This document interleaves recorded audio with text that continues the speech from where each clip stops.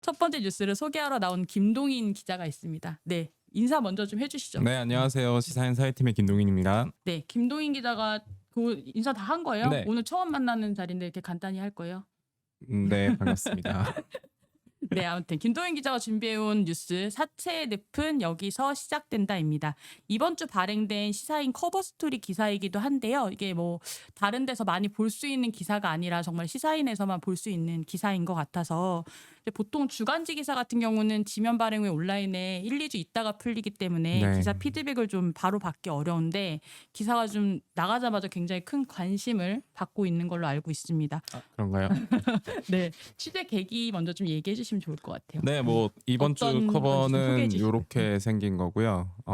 대부 포털에 빛내는 세계라는 이 타이틀이 달려 있긴 한데 기본적으로 이 저희가 보고자 하는 거는 한마디로 이겁니다. 사채업자한테 어떻게 찾아가게 되는가 그 경로를 생각해 볼 수 있는데 다들 그런 경험 보셨을 거예요. 공중 화장실에 갔는데 화장실 문짝 안쪽에 갑자기 뭐 일수 뭐 써 있다거나 아니면 길거리에 그 명함이나 전단지 오늘 아침에도 저기 회사 앞에 계단에 있더라고요. 뿌리고 다니죠, 네, 오토바이 뿌리고 타면서. 다니셔. 하나씩 이렇게 딱딱딱 뿌리면서 일수 대출해준다 이런 게 나오는데 전통적인 방식 그런 거였어요. 아니면 뭐 벼룩시장, 사랑방식문 이런 그 생활정보지에 광고들이 나가는 식으로 대부업체들이 광고를 했는데 요즘에는 조금 특이한 게 그겁니다. 그 지금 온라인에 밖에 사이렌이 울리고 네, 있어요. 사이렌 울리고 있네요. 온라인에 그 대부중개 사이트라는 게 있어요. 뭐 제일 가장 많은 이용자가 있는 곳은 이제 대출나라라는 사이트가 있고 이 대출나라에서 유입이 될 경우에 그 불법 사금융으로 빠져나갈 수 있는 가능성이 매우 높다라는 점을 좀 지적을 했고요. 이 사이트가 어떤 구조를 가지고 있고 또 이 사이트를 통해서 실제로 피해를 보신 분들이 어떤 분들이 계시며 사이트 구조상 어떤 방식으로 개인정보가 좀 빠져나가고 있는가라는 부분들을 좀 살펴봤습니다. 네, 그 대출나라라는 대부중개 사이트에 올라온 대출 요청 게시물 55만 건을 분석해서 기사를 썼는데요. 네. 그 취재 과정에서 직접 대출나라에 대출 신청을 좀 해보기도 했는데 제가 취재 과정 다음은 영상 잠깐 먼저 보고 이야기 더 나누겠습니다. 대출입니다. 지역 서울 직업 유남 37 100만원 신용대출 543 58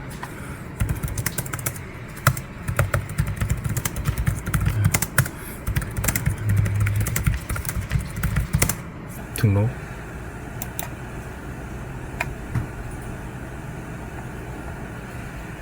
등록되었습니다. 업체가 등록됐다고 문자가 갑자기 들어오네요. 문자가 왔죠? 전화가 오는데요. 전화가 오죠? 여보세요? 네. 네, 고객님, 안녕하세요. 대출나라 글 보고 연락드렸어요, 고객님. 지금 올리자마자 연락 주셨어요? 네, 맞습니다. 지금 대출 100만원 신청해 주셨는데요. 여보세요? 예. 네, 간단하게 몇 가지 여쭙고 저희 업체에서 당일로 신속하게 진행 도와드릴 건데 괜찮으실까요, 고객님? 네네, 말씀하세요. 네, 성함 한번 말씀해 주세요. 아니요, 좀 생각해보고 나중에 다시 연락할게요. 어떤 부분 때문에 그러실까요? 아니요, 고객님? 괜찮습니다.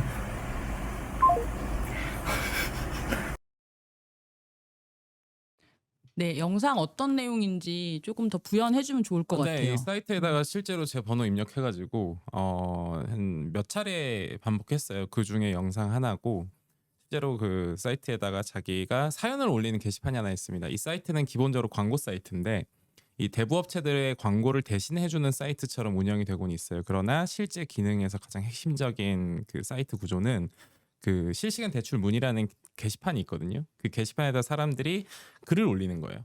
나 얼마가 필요하고 좀 어떤 상황입니다. 그러면 이 사이트에서는 애초에 자 그러면 여러분들한테 대출을 해드릴 수 있는 대부업체 최대 8곳이 여러분의 대출 의사를 밝힐 거고 그 의사를 밝힌 곳 중에 여러분이 하나를 선택해서 전화를 걸면 됩니다라고 설명을 하고 있지만 실제로는 그 번호가 게시판에다 글을 남기는 순간 곧바로 이제 대부업체들이 다 볼 수 있는 거예요. 열람이 가능한데 그러고 나서 제가 뭐 글을 올렸을 때 실제로 뭐 5초, 3초, 뭐 6초 이런 식으로 정말 바로 전화가 와요. 그리고 실제로 영상을 찍을 때도 곧바로 전화가 왔었죠. 그러면 그 번호들을 뭐 그 사이트에서도 좀 뭐 자정작용을 뭐 하겠다시고 만든 게 뭐 사기 번호 조회인데 그게 뭐 사기가 접수가 되는 건 아니고 이런 번호는 조심하세요라는 형태의 리스트 정도예요. 근데 이제 또 검색해 보면 실제로 나오는 이제 거죠. 바로 사기 피해를 받았다는 네, 접수가 그렇죠. 있기도 하고. 또 문자 메시지도 오고 뭐 카톡도 오고 그러는데 문자 메시지는 뭐 해외 발송으로 보내고 그럽니다. 그러면은 실제로 추적이 어렵게. 추적이 어렵죠.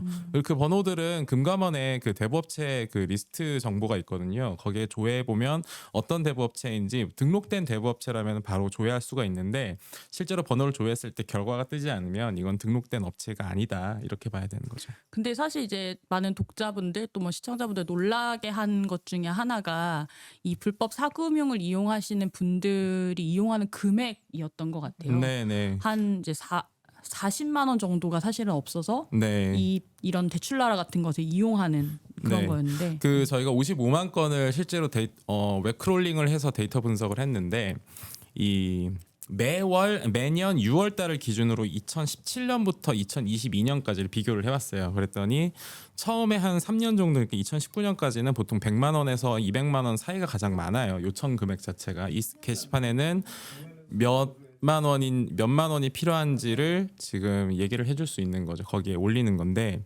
문제는 이게 2020년 지나고 2021년 지나면서 급격하게 저액 그러니까 소액 대출을 요구하는 사람들이 굉장히 늘어나게 됩니다. 실제로 2022년 같은 경우에는 40만 원 이하가 필요합니다라고 글을 써서 올린 분들이 한 32% 정도 되더라고요.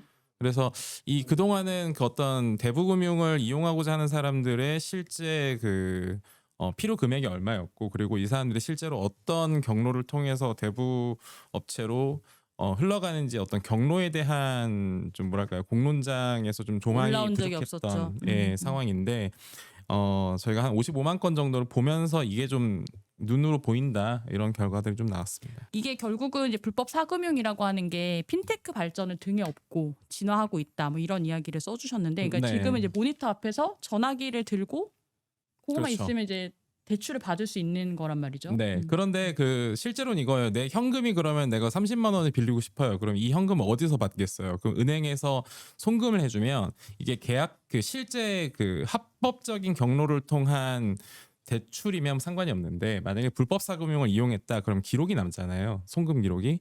그러다 보니까 최근에는 어떤 핀테크들을 활용하는 경우가 많습니다. 예시를 들자면 이제 토스라는 곳에서 그 ATM 편의점 ATM에서 그 토스 앱을 가지고서 인출할 수 있는 기능이 있어요. 그러면 어떤 대부업자가 불법 사금융 대부업자가 이 토스를 통해서 출금을 하게 해주고 갚을 때에도 토스를 활용하는 이런 그 뭐랄까요 증거가 남지 않은 경로들을 이 핀테크 서비스들을 통해서 만들어가는 과정이 좀 포착이 되고 실제 그런 사례들이 피해 사례로 좀 접수가 되고 있습니다. 이게 어쨌든 대출나라 같은 대부중개 사이트에 대한 어떤 법적 근거가 없다. 네. 지금 대안이 없다는 게 좀 문제인 것 같은데. 네. 대부중개 사이트 같은 경우에는 한마디로 대부업 광고를 하려면 대부중개업이라는 걸 등록해야 돼요. 대부업법에 따르면. 그러다 보니까 이런 대부중개 사이트들이 대부중개업으로 등록은 돼 있어요. 하지만 대부중개업은 등록지가 뭐 금감원인 경우도 있지만 대부분은 이제 지자체에 등록을 하거든요. 그러다 보니 금감원에서도 이거는 이 사이트는 우리가 지금 직접 관할하는 게 아니라서 뭐라고 뭐 단속하기 규제할 수가 어렵다. 없다. 규제할 수가 없다. 그런데 실제로 그 대출나라라는 사이트가 업계 1위인데 이 사이트는 부천시청에 등록이 돼 있어요. 그러면은 경기도 관할인데 경기도에서도 그리고 금감원에서도 대부 중개업이 이건 해도 되고 저건 해도 된다라는 규정이 뭐 많이 마련돼 있지 않기 때문에 법적으로 단속하기가 쉽지 않다 이런 반응을 보였습니다. 네. 어쨌든 지금 당장은 대안이 없는 거네요. 하지만 그 개인정보보호법 위반 부분을 체크할 수는 있어요. 그렇게 되면은 개인정보보호위원회에서 조금 더 적극적으로 나서야 되는데 이게 우리 소관이다. 이걸 우리가 조금 더 단속을 하겠다라는 형태로 그동안 나서진 않았던 거죠. 이 사이트 구조상으로 봤을 때는 이 개인정보가 유출되는 문제들은 충분히 지적할 수 있다고 봅니다. 네, 김동인 기자가 이제 뭐 취재 후기로 개인 SNS에 쓰긴 했는데 거기 보다 보니까 사채로 고통받는 일상은 공론장에 올라오지도 못한다라는 말을 썼더라고요. 그래서 이제 저도 이제 기사를 읽는 동안 뭔가 언론이 있어야 될 곳에 김동인 기자가 되게 잘 가 있었구나라는 생각을 했는데요. 특히 이제 좀 정치 뉴스 보면서 피로하셨던 분들에게 이 김동인 기자의 기사야말로 정치가 있어야 할 곳, 그리고 정치가 좀 몫을 해야 될 곳이라는 생각을 했습니다. 김동인 기자 수고하셨습니다. 네, 고맙습니다. 두 번째 이슈는 고재규 기자가 준비해 왔는데요. 이원석 검찰총장 임명으로 완성되는 검찰공화국 주제로 기사 준비해 오셨어요. 어쨌든 윤석열 정부가 첫 검찰총장 후보자를 지명했습니다. 네, 105일 만에 이제 임명이 됐는데요. 제가 이제 그동안에 이 총장 공백기에 있었던 인사를 한번 되돌아볼 필요가 먼저 있는 것 같아요. 그거는. 그러니까 한동훈 법무부 장관이 검찰총장 공백 기간에 부장검사까지, 심지어 검찰총장의 입이라고 할 수 있는 대변인까지 인사를 했거든요.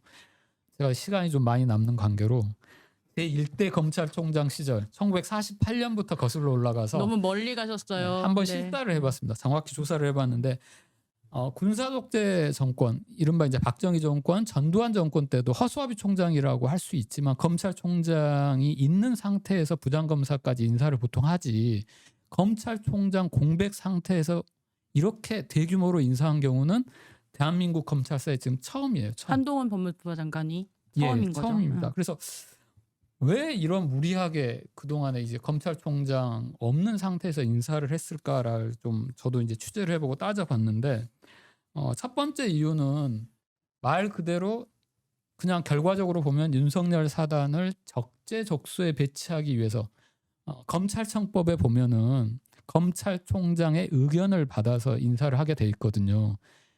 지금 이제 이원석 후보자 같은 경우는 직무대리였습니다. 그건 그쵸. 이제 법에 해당되지 않는 거죠. 그러니까 사실상 한동훈 장관은 변명을 하기를 역대 어느 장관보다도 검찰 쪽 의견을 받았다고 하지만 그건 법에 보장된 그런 의견이 아니었거든요. 그 실제로 어떻게 됐는지도 우리가 결과만 놓고 보면 사실상 윤석열 대통령, 한동훈 법무부 장관 뜻대로 부장검사까지 인사가 이루어졌다라고 보는 게 맞을 것 같습니다. 근데 시간이 이렇게 오래 걸린 것도 일종의 뭐 검증 시간이었다 이런 얘기도 있어요. 그러니까 이제 흔히 이제 언론에서 이원석 후보자에 대해서 윤석열 사단이라고 표현을 하는데요. 그건 뭐 맞긴 합니다. 그동안 윤석열 대통령과 근무 인연이 한 3번 정도 있었거든요. 잘 아시다시피 브레인이다 뭐 이런 얘기도 있더라고요. 그렇죠. 잘 아시다시피 우리 윤석열 대통령께서는 근무연 대단히 따지시거든요. 아는 본인과 사람만 쓰는. 인연이 있는 곳에 이제 중용을 하게 되는데, 근데 이제 한동훈 장관과 이원석 후보자 같은 경우는 연수원 이제 동기기도 한데 윤석열 대통령과 지금 거리를 놓고 보면 한동훈 장관을 성골이라고 할 수 있을 겁니다. 제일 가깝다.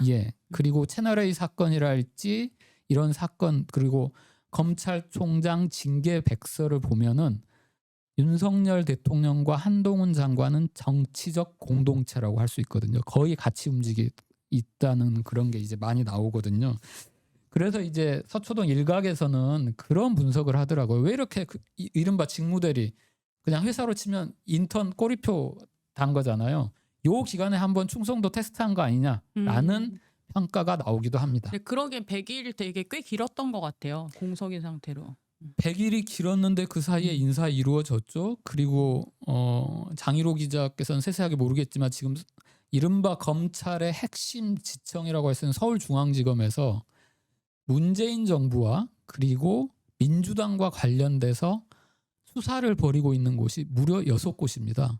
6곳이라고 하는 게 그냥 6곳이라고 하면 많지 않게 느껴지는데 그게 이른바 인지수사를 할 수 있는 예전 특수부, 반부패 수사 1, 2, 3부, 그리고 예전은 공안부라고 하죠. 공공수사 1, 2, 3부가 총 6개 부서가 동원되어서 관련 사건을 지금 수사하고 있습니다. 이 기간에 일정 정도 충성도 테스트를 한 거 아니냐라는 시각이 있습니다. 그걸 사실상 이제 보여준 거고. 근데 사실 이제 이원석 후보자 관련된 논란 나오는 것 중에 계속 나오는 것이 이제 지명 당시부터 나왔던 게 정은호 게이트인데 그 어떤 건지 좀 설명해 주시면 좋을 것 같아요. 정은호 게이트 아시는 분은 아실 거고 혹시 이제 기억이 가물가물하신 분도 있을 건데 네이처 퍼블릭 대표였죠. 이분이 해외 원종 도박, 상습 도박과 관련돼서 2016년에 기소가 되고 재판에 회부되고 하지만 이제 이 과정에서 흔히 말하는 이제 정관 변호사 수임료, 고액 수임료 가지고 이제 시끌시끌했습니다. 그리고 이게 나비 효과를 일으켜서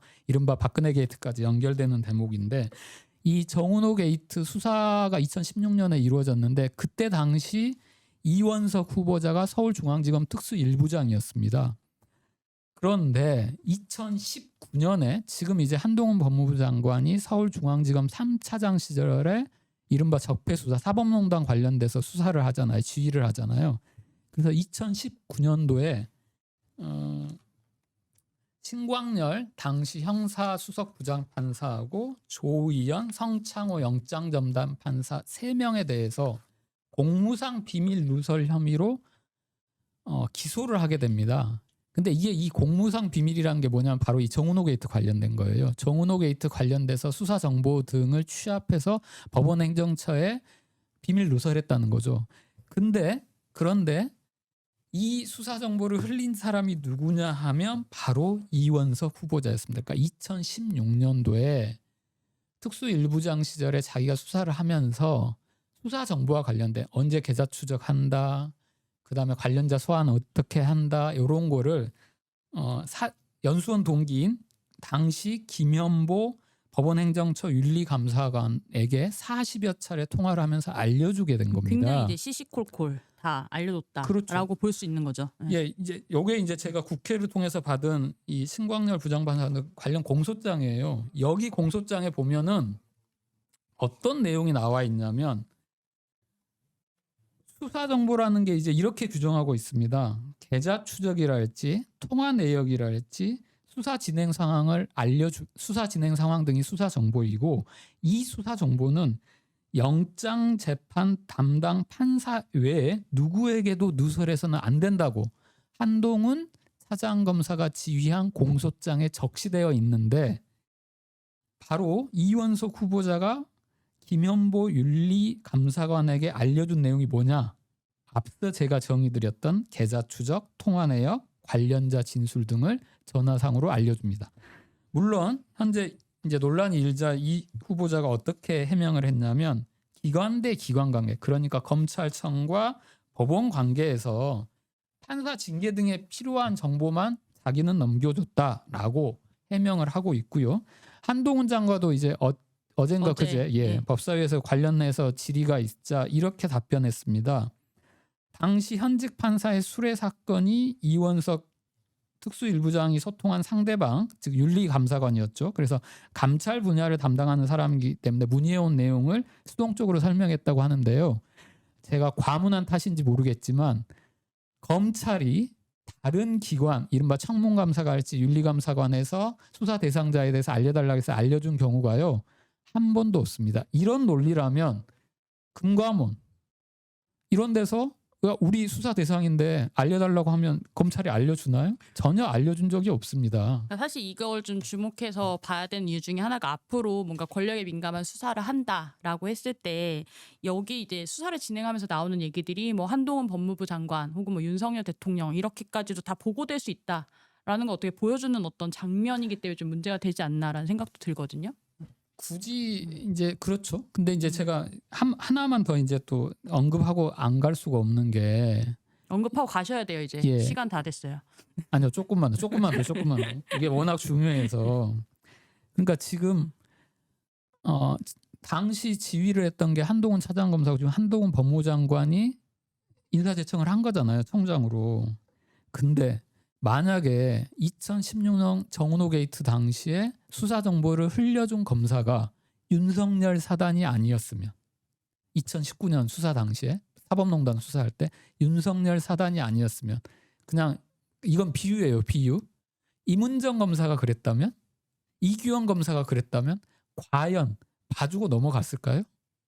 그리고 또 하나 지적하지 않을 수 없는 게, 최근에 수원지검에서 이재명 의원 수사와 관련돼서 쌍방울의 수사 기밀을 누출한 혐의로 검찰 수사관을 수사하고 있습니다.